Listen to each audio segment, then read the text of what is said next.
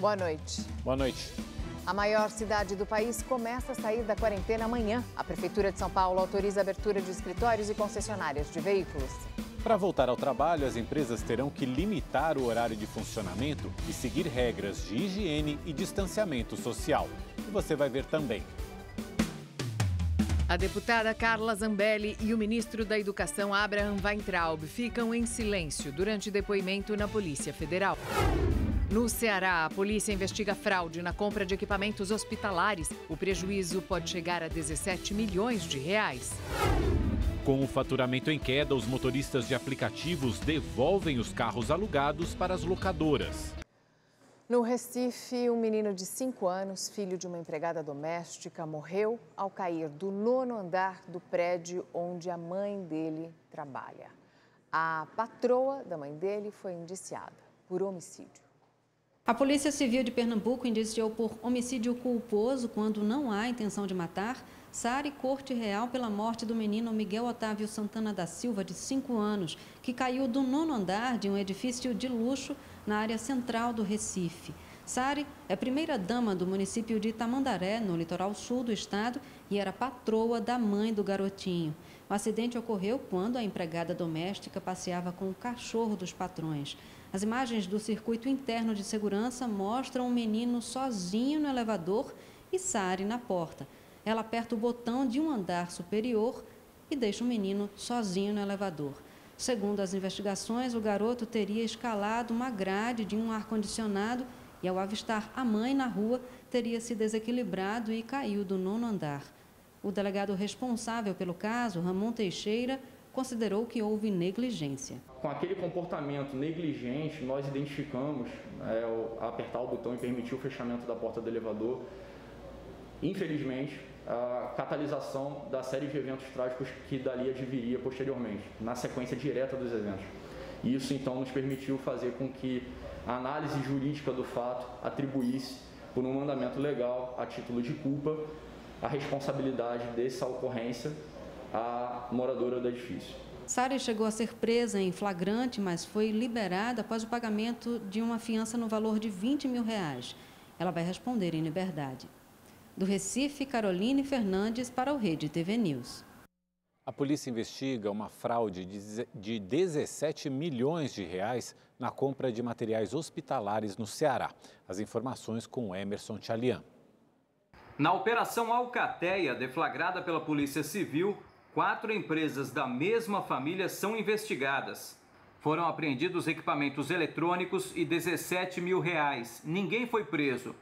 Segundo a denúncia, as empresas estariam negociando equipamentos de proteção individual com preços superfaturados.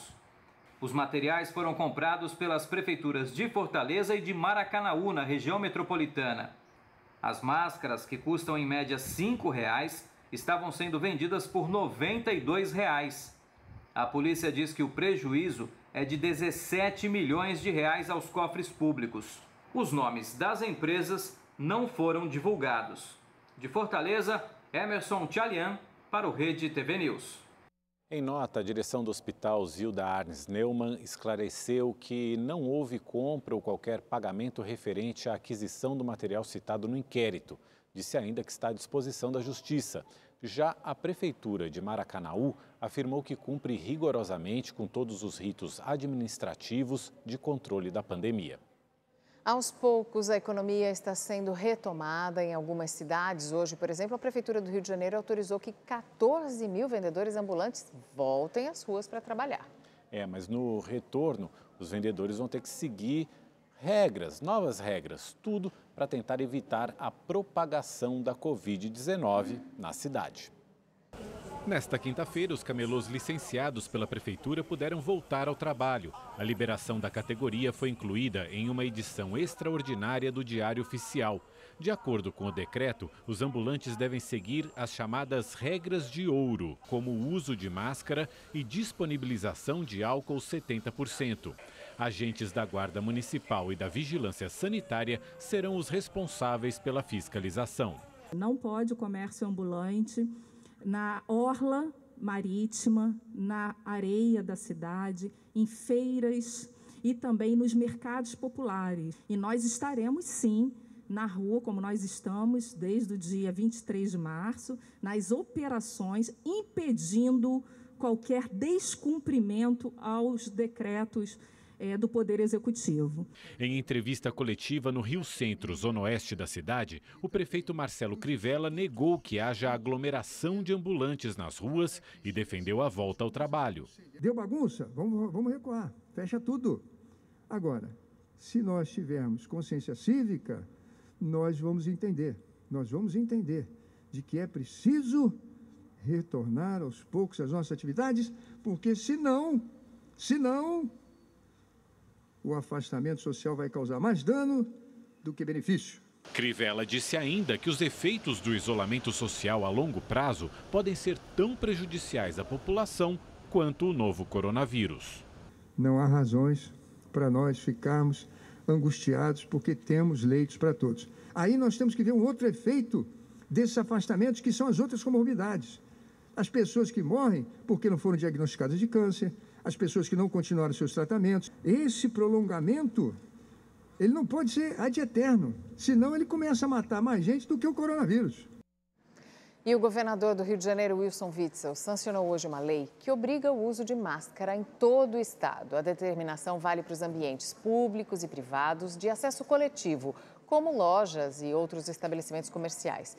Quem descumprir essa medida terá que pagar uma multa de mais de R$100 e, em caso de reincidência, o valor pode ultrapassar os R$1.000. As empresas também estão sujeitas à multa, R$700 na primeira autuação, podendo ultrapassar R$1.000 caso o descumprimento se repita. A lei permite que pessoas com doenças respiratórias ou que tenham deficiência grave nos membros superiores não usem essa máscara de proteção, mas desde que apresentem um laudo médico. Wilson Witzel também aprovou uma lei que dá prioridade de internação nas redes municipal e estadual aos profissionais da área de saúde, segurança e assistência social, caso essas pessoas estejam com suspeita de Covid-19 ou então com a doença confirmada. Aparentemente não são todos iguais no Rio de Janeiro. As autoridades de saúde de Minas confirmaram hoje que 12 cidades do estado vivem um surto de Covid-19. A Secretaria de Saúde monitora 14 surtos de coronavírus em 12 cidades de Minas Gerais. Os nomes dos municípios que apresentaram um aumento repentino no número de doentes não foram divulgados. Verificar se esse surto ele efetivamente está restrito a um local, restrito a uma unidade, às vezes a um asilo ou a uma empresa, ou se esse surto tem um risco maior de espalhar. Mas eu entendo que, neste momento, esses surtos, a grande maioria, já estão relativamente controlados e nós não tivemos nenhuma evidência, até o presente momento, que algum surto tivesse levado a uma explosão de casos em alguma cidade. Quando há suspeita de surto, a Secretaria orienta que municípios e serviços de saúde ampliem o isolamento social e acompanhem a evolução dos casos. O Estado anunciou hoje que vai dividir a administração do hospital de campanha montado em Belo Horizonte com empresas privadas. A estrutura, que já está pronta, mas ainda não precisou ser usada, custou R$5 milhões. Tem novidade na tela da Rede TV, é o Rede TV Plus, que te garante muita interação e a chance de ganhar prêmios. Agora ficou ainda melhor assistir à Rede TV. Você pode participar de maneira interativa dos programas e ainda concorre a um festival de prêmios. Tem smartphones e até carros. Para saber mais e participar é fácil. Todas as informações você encontra no site redetvplus.com.br. E por causa da pandemia do novo coronavírus, a maioria dos artistas de circo agora pede socorro. Muitos precisam de trabalhos alternativos e de doações para sobreviver. Seu Moisés, de 73 anos, é conhecido como o rei do pedal. Ele começou a fazer acrobacias sobre 2 rodas no circo quando ainda era criança. Agora, sente falta do picadeiro. Todo mundo quer sem sair, né? Não podemos sair, não podemos trabalhar. Sem a bilheteria dos espetáculos, vieram as dificuldades financeiras. Dos 3 filhos dele, que também trabalham no circo, apenas um conseguiu o auxílio de R$600 do governo federal. O circo pede socorro. Tem quase 3 meses parado ninguém ganha dinheiro. A crise atinge outros grupos circenses. Muitos artistas contam com a solidariedade do seu Moisés e estão acampados no terreno dele, na região metropolitana de Belo Horizonte. São cerca de 15 pessoas que fazem bicos para sobreviver. Para quem ganhava por semana um valor, que era considerável, bastante bom para a gente na questão do trabalho, e agora já tem 3 meses que a gente não recebe, não consegue fazer nada substancial. Segundo o sindicato da categoria, cerca de 500 circos em todo o país estão parados há mais de 2 meses. Aqui em Minas Gerais são quase 70. Muitos estão sem água e luz por falta de pagamento. Estão precisando da ajuda das secretarias de assistência social, a saúde, a ajuda da população em geral. Precisam de água e de luz. Precisam de um terreno para ficar. E enquanto a ajuda não chega, a preocupação de quem faz a alegria do circo é cada dia maior. Temos que voltar a trabalhar. Não podemos continuar parado. O governo de São Paulo anunciou hoje a compra de mais leitos de UTI para os hospitais do estado. 61 novos leitos de UTI vão reforçar a capacidade hospitalar da região metropolitana, da Baixada Santista e do interior do estado. Dentro disso, 8 são no interior, no município de Votuporanga, leitos de UTI, lá que teve uma situação muito pontual, um pico que chegou em 100% da capacidade. Nós estamos fortalecendo essa capacidade hospitalar da Grande São Paulo diariamente e hoje são mais 43 novos leitos, sendo eles em Osasco, em Cajamar, em Caieiras e também em Guarulhos, onde encaminhamos 15 respiradores hoje para o Hospital Geral e para o Hospital Padre Bento. Além disso, na Baixada Santista, município de Cubatão, o custeio de 10 novos leitos, que vão impactar também na capacidade hospitalar da Baixada Santista.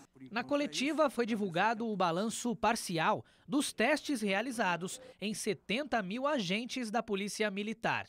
Desse total, 20% tiveram contato com o vírus. A partir de hoje, mais 2 grupos serão testados: os idosos que vivem em asilos e os internos da Fundação Casa. Em abril, no começo de abril, nós fazíamos em torno de 1.000 exames dia. Hoje nós estamos fazendo, entre PCR e testes rápidos, em torno de 8.000. O estado de São Paulo é o estado do Brasil que mais testa e vai chegar aos níveis de testagem de outros países, Itália, Espanha e assim por diante. Outro assunto destacado foi a pressão por parte dos prefeitos da Grande São Paulo para que o estado faça uma reclassificação da região metropolitana no plano de flexibilização da quarentena. Ainda ontem, o consórcio de prefeitos do ABC se reuniu e concluiu que a região tem totais condições de retomar as atividades comerciais, a exemplo da capital paulista. No entanto, o governo deixou claro que só haverá mudanças a partir da semana que vem. A questão fundamental aqui da região metropolitana é a capacidade hospitalar. E dia após dia, todos nós estamos vindo aqui trazendo novos leitos, hoje com a compra de novos leitos e também do envio de respiradores, formando uma capacidade hospitalar que possa levar as taxas de ocupação da região metropolitana inferior a 80%, patamar delimitado aqui pelo nosso centro de contingência. Elas têm avançado, nós chegamos a 92% na semana passada, ontem nós viemos aqui, falamos em 85% e hoje já em 82% a taxa de ocupação da região metropolitana de São Paulo. Ontem, o índice de isolamento na capital paulista foi de 49% e no interior e litoral de 46%.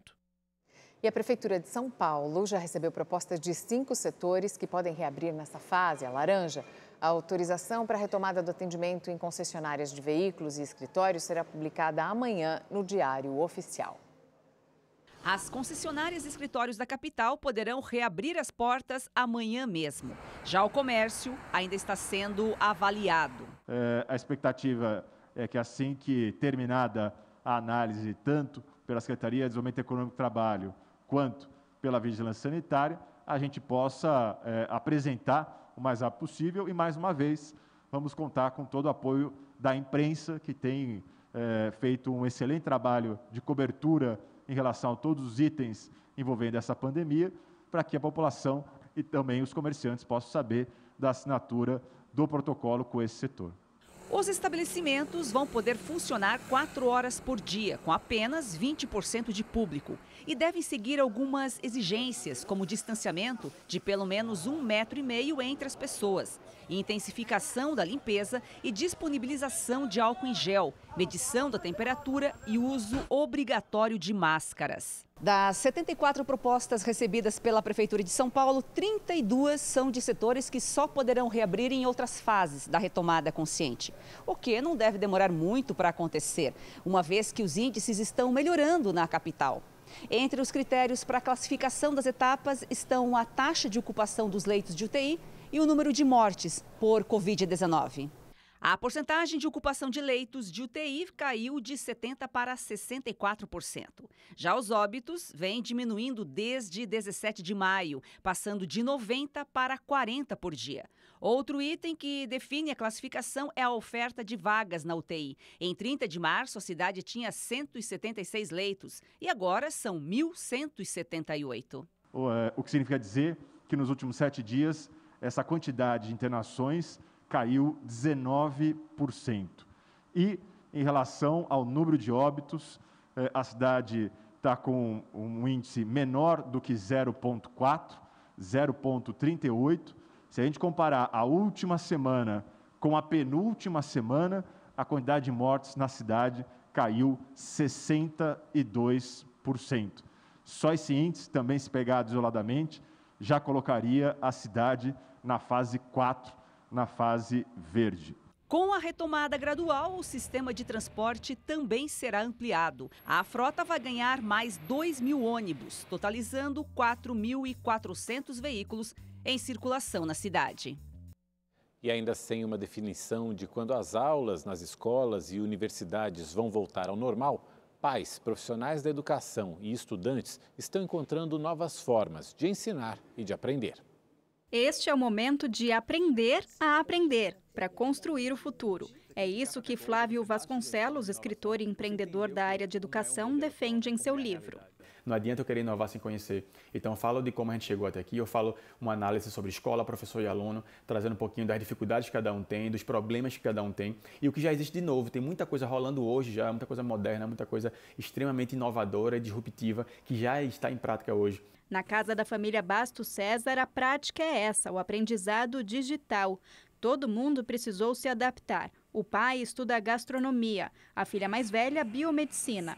As duas mais novas estão no ensino fundamental e é a mãe quem ajuda na hora de se concentrar. O ensino à distância tem um potencial muito bom para o futuro, com certeza. Mas tem que melhorar muito a forma, né, de interagir entre o professor e o aluno, entre perguntas e respostas, né?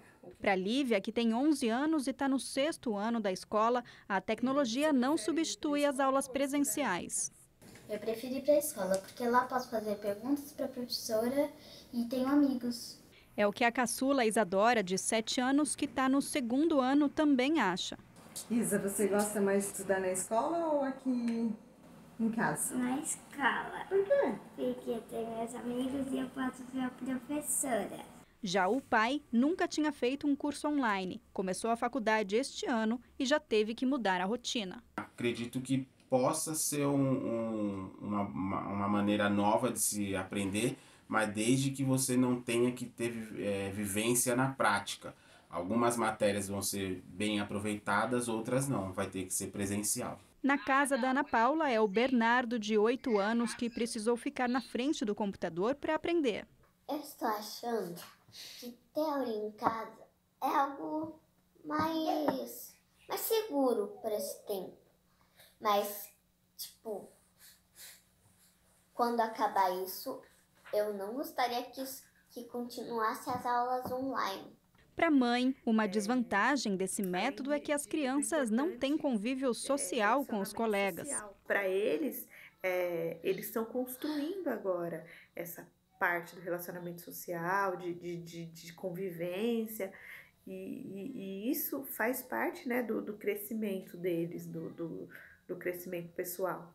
Se antes o ensino à distância não era tão popular assim, agora, apesar de algumas resistências, é praticamente a única forma de manter os estudos em dia até que a gente possa voltar ao convívio normal. Por outro lado, traz um novo olhar sobre a tecnologia, novas possibilidades de escolha de cursos, horários e locais para estudar, principalmente para graduandos e pós-graduandos.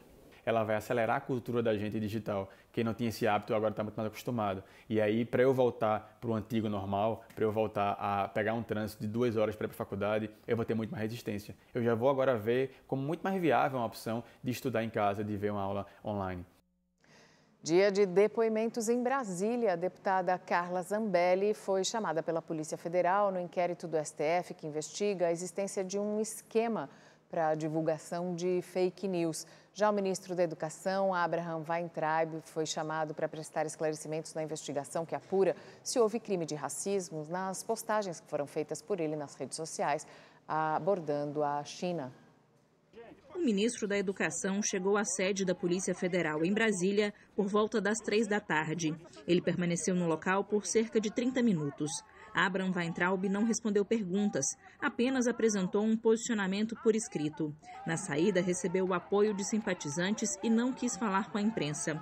O ministro foi obrigado a comparecer à sede da Polícia Federal após o relator do inquérito, o ministro Celso de Mello, negar um pedido de Weintraub para escolher a data, horário e local do depoimento. Quem também compareceu à sede da PF foi a deputada federal do PSL de São Paulo, Carla Zambelli. Ela foi intimada a depor no inquérito do Supremo Tribunal Federal, que investiga um suposto esquema de distribuição de fake news. A parlamentar permaneceu em silêncio durante o depoimento. Ao deixar o local, afirmou que não respondeu às perguntas porque não teve acesso ao inquérito, que ela classificou como inconstitucional. Zambelli também defendeu o fim das investigações.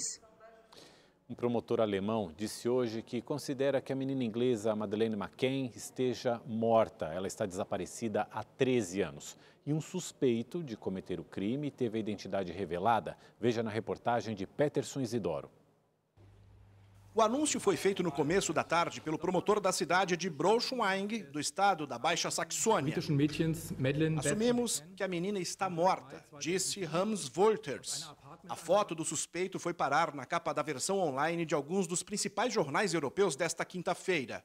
Christian Bruckner tem 17 condenações de pedofilia, abuso sexual de menores e roubo. Ele já cumpre pena numa cadeia alemã por um estupro cometido na Itália. Agora é investigado pelo assassinato da menina inglesa.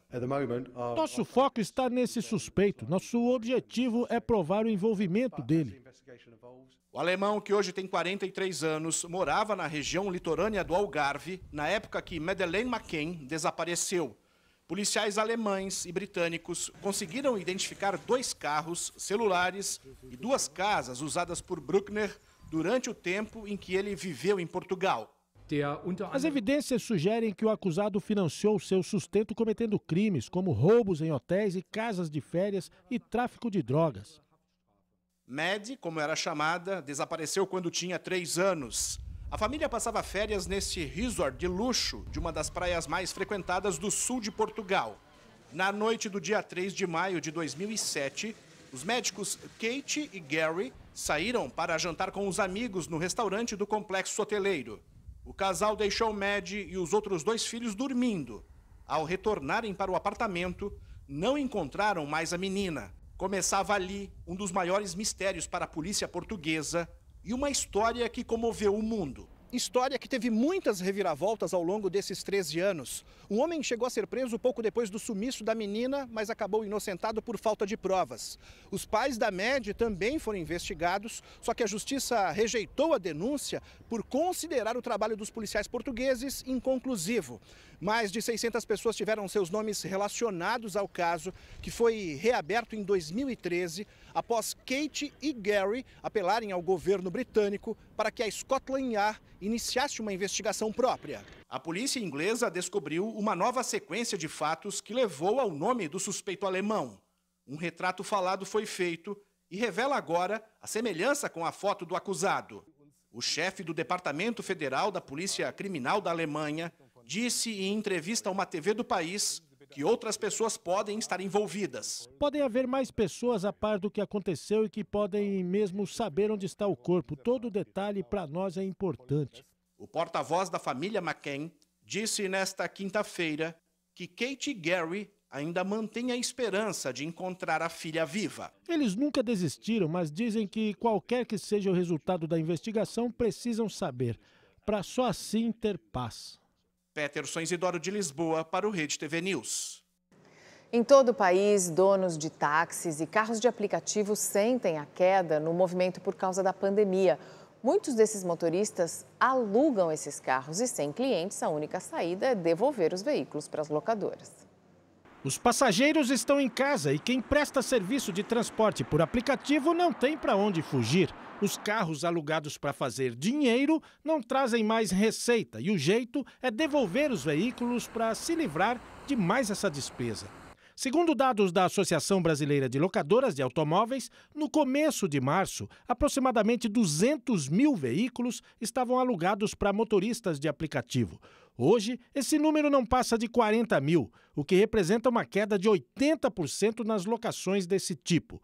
Só o aluguel para turismo que caiu mais, cerca de 90%. Nas outras crises, a gente tinha um problema de liquidez no mercado, um problema de crédito, né, e era uma crise mais financeira. Essa, por ser uma crise sanitária, com a restrição das pessoas, o impacto foi muito maior porque as pessoas pararam de circular e com isso devolveram os veículos.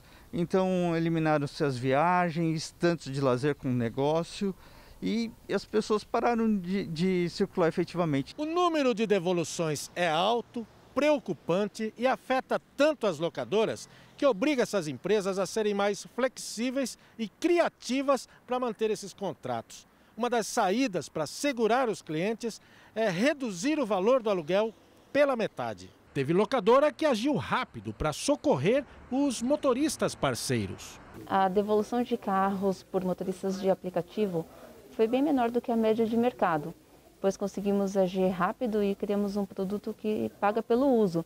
Com isso, a gente conseguiu reter a maior parte dos clientes motoristas.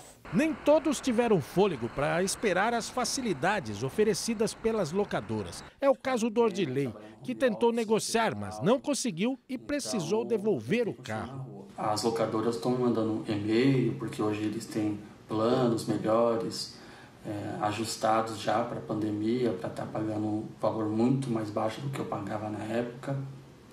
Mas hoje eu pretendo somente voltar quando acabar a quarentena.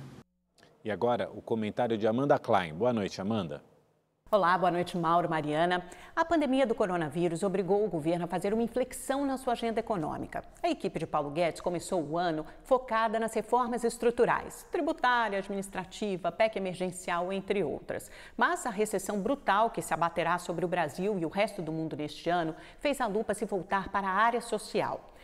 Segundo fontes da equipe econômica com quem conversei hoje, o governo irá enviar ao Congresso uma proposta para prorrogar o auxílio emergencial para trabalhadores informais por mais 2 meses. Só que a parcela, atualmente de R$ 600, cairá para 2 de R$ 300.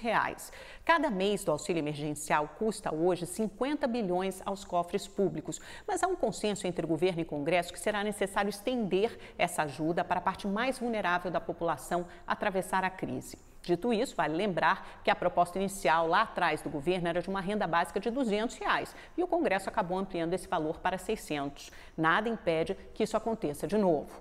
O presidente da Câmara, Rodrigo Maia, disse hoje que quer discutir a partir da terça que vem, além do auxílio emergencial, uma renda mínima permanente. Ainda não há informações sobre o desenho desse projeto ou o impacto nos cofres públicos. Rodrigo Maia falou também em colocar em pauta a reforma tributária a partir de julho. Eu perguntei a um assessor próximo a Paulo Guedes se uma renda mínima permanente seria viável. E ele me respondeu que vai depender da reforma tributária e do espaço que isso abrirá no orçamento para o governo governo redesenhar ou ampliar programas sociais. Uma forma de fazer isso, por exemplo, seria acabar com as desonerações ou os benefícios fiscais para setores empresariais que hoje geram uma perda de arrecadação de mais de 300 bilhões de reais por ano. Só que, claro, isso mexe com os interesses de gente muito graúda. De qualquer forma, será uma sinalização importante se as agendas reformista e social puderem andar juntas. O ministro do Meio Ambiente, Ricardo Salles, revogou um despacho que havia sido assinado por ele em abril. Era um texto que abria possibilidade de anistia às infrações cometidas por pessoas que desmataram áreas de Mata Atlântica, porque o documento tornava regulares essas áreas desmatadas e ocupadas até o mês de julho do ano de 2008. Esse despacho era alvo de inquéritos na Justiça do Distrito Federal e também de São Paulo. O Ministério Público Federal concluiu que Adélio Bispo de Oliveira agiu sozinho ao esfaquear o então candidato à presidência da República, Jair Bolsonaro. O ataque ocorreu durante a campanha eleitoral de 2018 em Juiz de Fora, Minas Gerais. O órgão pede o arquivamento provisório do processo, já que ainda há o pedido de uma diligência que depende do Supremo Tribunal Federal. Hoje, durante uma transmissão ao vivo na internet, o presidente Jair Bolsonaro reforçou o pedido para que seus apoiadores não façam manifestações no próximo domingo, data marcada para protestos contra o governo. Com o pedido, o presidente espera evitar confusões como as que ocorreram nos últimos protestos realizados por torcidas organizadas. Vamos agora ao comentário de Boris Casoy. Boa noite. O presidente Jair Bolsonaro confirma a sua intenção de ressuscitar o Ministério da Segurança. As questões ligadas à segurança pública vêm se agravando em nosso país. Trata-se de um tema complexo, de componentes diversos que vão desde a educação, passam pelos fatos sociais e chegam até a impunidade.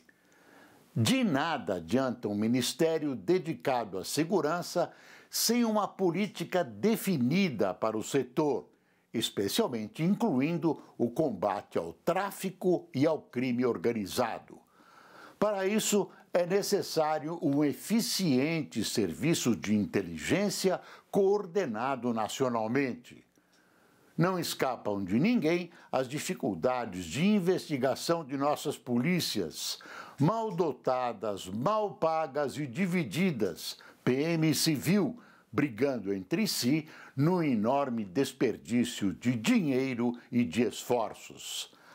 A questão da formação de nossos policiais, a incompetência, conduz a uma violência crescente e sem precedentes. Além disso, temos uma legislação criminal tolerante que desemboca na impunidade. É urgente também que o Estado recupere o domínio sobre os presídios, de onde hoje a bandidagem comanda o crime. Se pelo menos essas poucas questões básicas não forem enfrentadas, o Ministério da Segurança